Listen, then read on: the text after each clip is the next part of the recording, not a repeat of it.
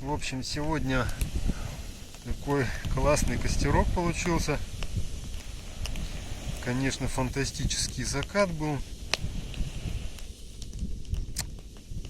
Теперь я его снимаю. Вообще суперский огонь, скажем так. Прямо, ну, как бы тема какая сегодня. Что-то можно рандомом выбрать. Тема, наверное. Ну, что вот меня такого удивило, так это один блогер. Ну, то есть там есть набор блогеров, которые какие-то вещи более-менее нормальные говорят. Ну, то есть информационные, там, подготовленные, либо вот просто вот тоже.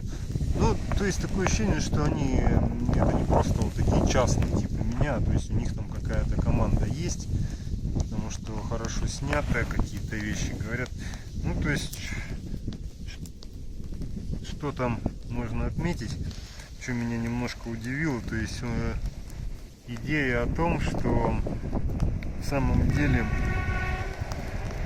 там сколько, 40% что ли людей может обеспечить еду там, все остальное такое необходимое для жизни, то есть, а остальное там не точно цифру не помню, ну скажем 40, то есть, там примерно такая, наверное, и была.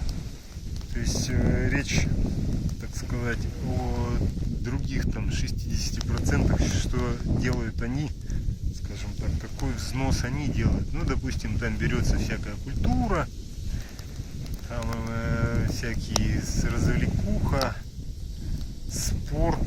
Ну, то есть развлекуха, она тоже же разная бывает, ее там можно классифицировать, там, начиная от совсем глупой развлекухи, типа всяких вот этих каналов, заканчивая там, не знаю, развлекухи, которая, скажем так, может развивать людей и так далее, познавательные какие-то вещи там, или просто развивает музыкальный слух, там еще что-то там развивает, гибкость ума, кругозор, там, эстетику. То есть факт в том, что довольно-таки большой можно тоже процент людей выделить, которые занимаются, мягко говоря, какими-то такими вещами, которые не так, скажем так, необходимы, не так продуктивны.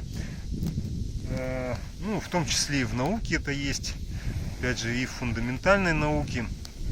Другое дело, что все-таки наука, фундаментальная наука, они, как сказать-то, это такие вещи, которые все-таки необходимы как минимум для познания, например, мира.